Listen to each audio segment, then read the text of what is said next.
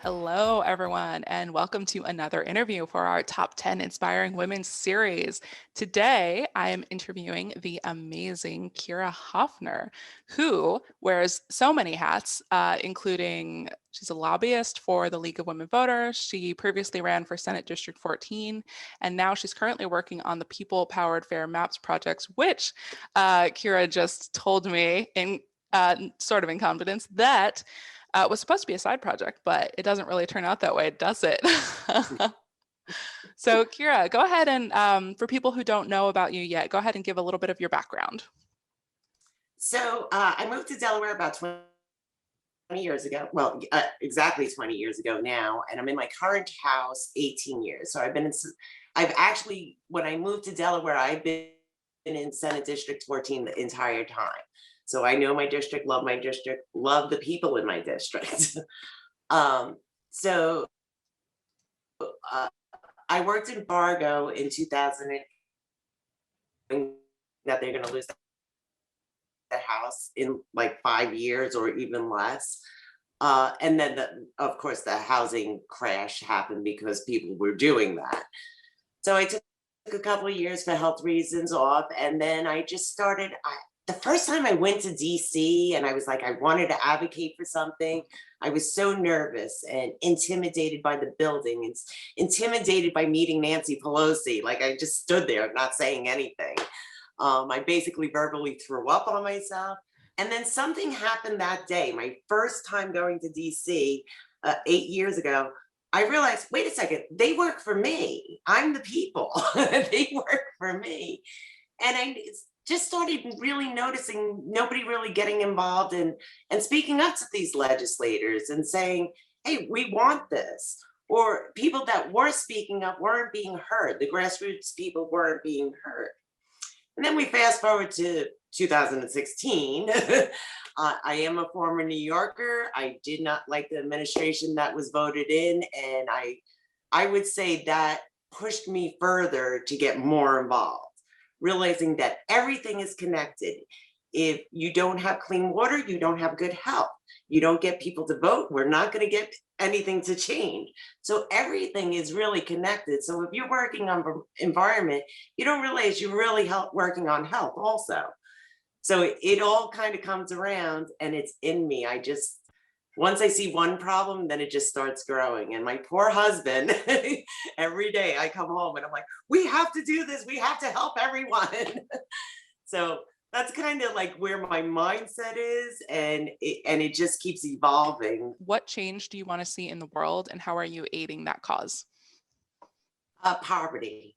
Well, not just in America, we're the richest country in the world. And why do we have so many children and families in poverty? And the pandemic really, I started working on it before this. And then I noticed the pandemic is just amplifying it. There's college students living in their cars, there's families not asking for help because if they go to social services is not very nice to them because I've gone in the building with people who needed help. And I was just shocked how they were treated. So why would you want to go there? So they rather live in their car. We have empty houses up and down the state, but yet we have people living in the street. I I can't understand that.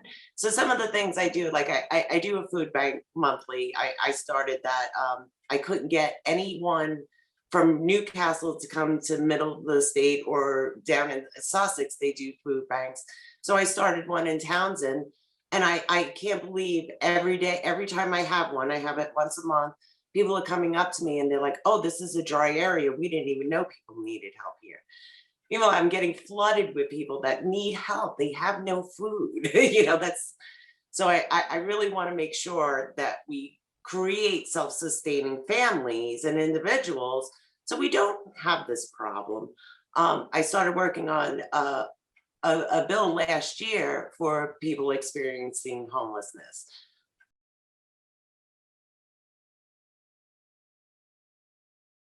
It could happen to anybody. Everybody's paycheck away from it, one illness away from it. I had a girlfriend. Well, we became friends through the process. She became homeless at a no fault of her own. She was living in an apartment that her company was paying for. And one day she came home and the doors were locked and all her furniture was on the street. She had 4 kids. She was like, no notice, nothing. Obviously, they fired her, but didn't tell her until after they kicked her out. And social services, she didn't have enough money saved up to do 3 grand to go find a place, or so she social services put her in a hotel temporary, and it was so bad that she wound up just staying in her car. There was people doing drugs. There was people knocking on her door all night. She has little kids. She wound up keeping them in the car for the week that she was homeless. And she was so embarrassed that she didn't tell anyone. So she just did what she had to do. But I wish she would have told somebody, because she would have gotten the help. Or maybe she wouldn't have. I don't know.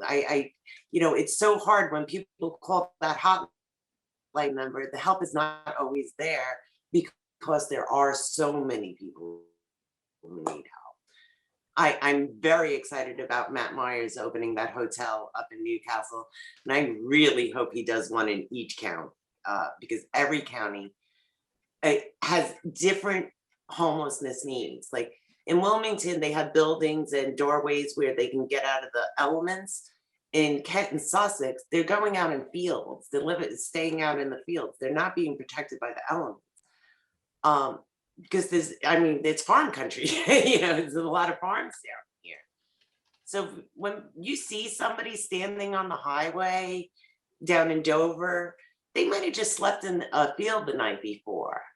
And I know that people don't want to be asked for money every time they're driving down the block, but just think about that person, how bad they feel that they have to actually do that. Like they just need a cup of coffee to feel warm, or they just need a pair of socks to stay warm. So instead of driving by these people and just judging them, just reverse the roles. How would you feel if you were standing out there and you didn't have anything, Can you tell us about a turning point in your career or in your personal life, and how you pushed through it and what you learned from it? 2011, I had a heart attack, Oh, wow. and that changed what I was that's basically why I didn't want to be in the mortgage business and everything and be about money and stuff. I was like, I want to just do what makes me happy, and that's it. And I get a phone call once a year, every year, from different mortgage companies. Do you want to come back? We'll make whatever job title you want. And I'm like, no, I don't want to be shackled to a desk again, or the rat race of trying to produce, getting more business and stuff. I want to be able to wake up in the morning and say, I'm going to go help somebody today, or I'm going to go fight a bill that's going to make a lot of people's lives better. So I think the heart attack changed me. It wasn't about how much money can we put in the bank anymore. It wasn't about, but I also, and I have to go back a little bit. When I was younger, I did have a little misstep. I was a little homeless for like a week.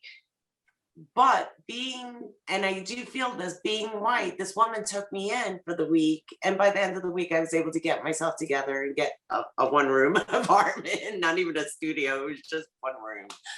And so I think subconsciously, I think back to that sometimes when I'm doing some things and I want to because I didn't know this woman. There wasn't a lot of people helping me. I didn't know her from Adam, and she opened her door and took me in. That was definitely, so when the heart attack happened, something changed me, and I decided I need to give back to those young people, or even people my age that can't make it on their own, or they just need that little help. I mean, it's amazing how many people are experiencing homelessness that only need a little bit of help. There are some that need a lot of help, but some just need a tiny boost, and then they could be self-sufficient.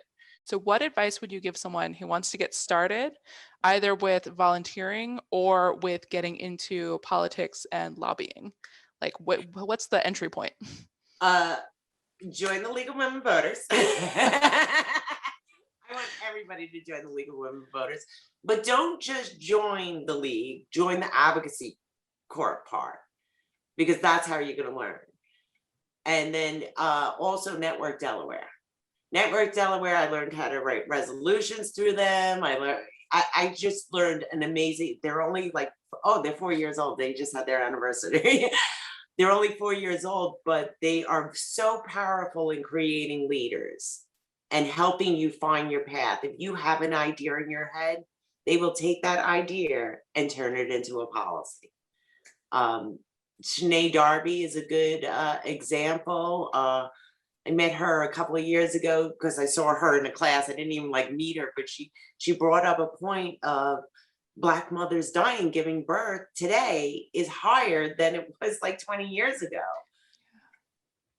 That shouldn't be. And she just took that one idea and now it's a big movement. And it's an important movement that we see all the time. Like, I don't understand how we're in this year, 2021, and a medical professional can look at a woman, no matter what color she is, and say, your pain is not that bad, you know? So that's also my other fight with the hospitals. Just because we're women doesn't mean that we don't feel pain, or just because we're women, we're not hypochondriacs. I mean, I think like this, actually, my first heart attack, I stayed home extra long because I was like, they're not gonna believe me. So I didn't even go to the hospital because I'm like, they're not gonna believe that I'm in this much pain. I went to a walk-in and they thought I was a drug seeker, so they gave me a shot of morphine and sent me on my way. And I looked at my husband, I was like, no, something's going on. And he wasn't really believing me. And by the time I got to the hospital, I was fully in a heart attack. Like the second I walked in, they were rushing me into OR. You know, so we definitely have a problem with that. And I believe between the League, Network Delaware, Delaware United, all these groups, some of them new, some of them old. Of course, the League has been around for 100 years. Are really trying to bring light to these issues. And especially if you're a woman and a woman of color, join. We need your voice. We need you out there saying what's wrong with these different systems that we're going through.